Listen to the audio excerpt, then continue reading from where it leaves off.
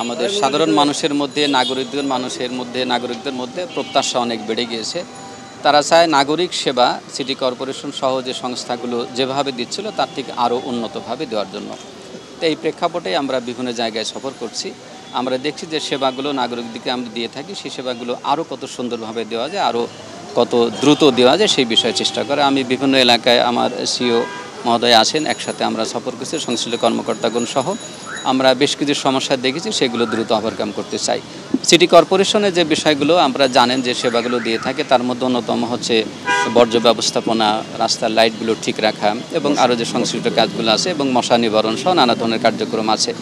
তো বর্জ্য ব্যবস্থাপনার ক্ষেত্রে আপনারা জানেন যে 2টা বা 3টে স্টেজে কাজগুলো হয়ে থাকে। বাসাবাড়ির থেকে কালেকশন করা, দ্বিতীয় হচ্ছে আমাদের STS-এ রাখা, দ্বিতীয় পর্যায়ে রাখা, তৃতীয় হচ্ছে যে এখান থেকে নিয়ে সেন্ট্রাল ডাম্পিংয়ে ফেলে রাখা।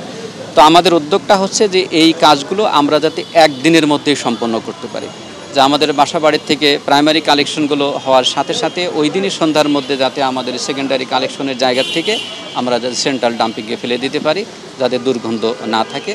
আর দ্বিতীয় বিষয়, এখন বৃষ্টির সময় আপনারা জানেন যে বৃষ্টির সময় রেখে দিলে অনেক সময় বৃষ্টির পানি ঢুকে ময়লার গন্ধটা নিচে পানিতে ছড়িয়ে পড়ে এবং পানির সাথে দুর্গন্ধ আশেপাশে ছড়ায়। এটা যাতে মিনিমাইজ করা যায় সেই বিষয়ে আমরা চেষ্টা করছি। আর এই বিষয়ে দেখার জন্য যে জায়গাগুলোতে বেশি সমস্যা নেই সেই জায়গাগুলো আমরা ভিজিট করছি। তো আমাদের সাধারণ মানুষ চায় যে দুর্গন্ধমুক্ত ঢাকা সিটি, আমাদের নাগরিকরা যেটা প্রত্যাশা করে আমরা সেই পর্যায়ে পৌঁছতে চাই। আমাদের অনেক সীমাবদ্ধতা আছে, আমাদের অনেক অসুবিধা আছে, কিন্তু এইগুলো ওভারকাম করে আমরা যাতে সুন্দর পরিচ্ছন্ন একটা নগর আমাদের সিটিজেনদের মাঝে আমরা দিতে পারি, সেই প্রচেষ্টায় আমরা করছি। আমাদের দুর্নীতি বা আইনগত বিষয়গুলো দেখার জন্য রাষ্ট্রের বিভিন্ন সংস্থা আছে। আর সিটি কর্পোরেশন নাগরিকদের সাথে যে রিলেটেড বিষয়গুলো সেইগুলো নিয়ে আমরা কাজ করছি। গত বছরে এই সময়ে মশার উপদ্রব অনেক বেশি ছিল, কিন্তু এবার দীর্ঘদিন তাপমাত্রা 30 ডিগ্রি সেলসিয়াসের উপরে থাকার কারণে আমাদের যে মশাগুলো ডেঙ্গু ছড়ায় সেই মশাগুলো অধিকাংশই আপনার ধ্বংস হয়ে গিয়েছে। খুব সামান্য কিছু মশা আছে এখন দেখা যাচ্ছে। তো এই মশাগুলো যাতে আর ডিম পেড়ে বংশ বিস্তার করে ব্যাপক বিস্তারিত না হতে পারে সেই বিষয়ে আমাদের যে রেগুলার কার্যক্রম সেগুলো বহাল আছে। আমাদের মাননীয় উপদেষ্টা কিছুদিন আগে সভা করেছেন, তাদের সিটি কর্পোরেশনের সংশ্লিষ্ট কর্মকর্তাগণ এবং আমাদের সিও মহোদয় ছিলেন, আমি ব্যক্তিগতভাবে সেখানে ছিলাম। স্যার কিছু নির্দেশনা দিয়েছে। নিয়মিত আমরা যে মশাগুলোর উপরে যেটা আপনার অ্যাডাল্টিসাইড দেওয়ার যে কাজগুলো সেগুলো, লার্ভিসাইড ধ্বংস করার যে কাজগুলো করে, অর্থাৎ স্বচ্ছ পানিতে থাকা অবস্থায় যেগুলো আছে সেগুলো এবং যেগুলো উড়ে বেড়াচ্ছে মশা সেগুলো, 2টা ধ্বংস করার জন্য আমরা কাজ করছি এবং ড্রেনগুলো পরিষ্কারের কাজগুলো অব্যাহত আছে।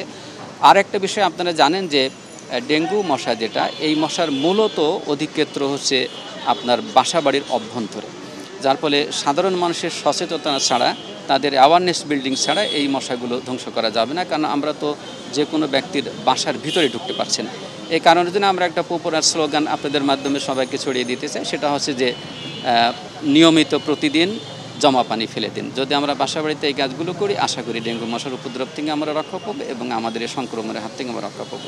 এবং আপনারা জানেন যে গত 1 বছরে আমাদের যে পরিমাণ ডেঙ্গু আক্রান্ত, গত বছর এই সময় বা এই সময় পর্যন্ত আক্রান্ত রোগীর সংখ্যা এবং মৃত ব্যক্তির সংখ্যা যা ছিল তার থেকে এবার সম্পূর্ণরূপে উল্টো হয়ে গিয়েছে এবং আমরা খুবই অল্প সংক্রমণের হারটা দেখতে পাচ্ছি আমাদের এই কন্টিনিউয়াস পদক্ষেপের কারণে এবং আবহাওয়াগত কারণে। আমরা আশা করছি এবার ওভারকাম করতে পারবেন ইনশাআল্লাহ।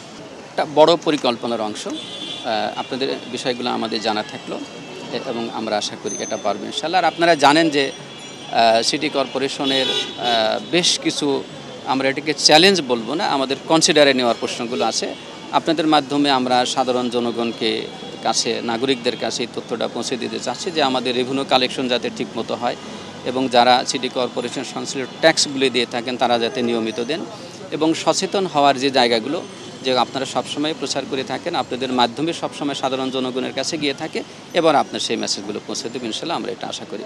এবং আমরা আমাদের সর্বোচ্চ চেষ্টা করব যাতে সেবা প্রদান অব্যাহত রাখা যায়, আরও সুন্দর কিভাবে করা যায়, আরও ভালোভাবে কী করে করা যায়, আরও নাগরিকদের কাছাকাছি গিয়ে কীভাবে করা যায় সেই চেষ্টা আমরা অব্যাহত রাখবো ইনশাআল্লাহ।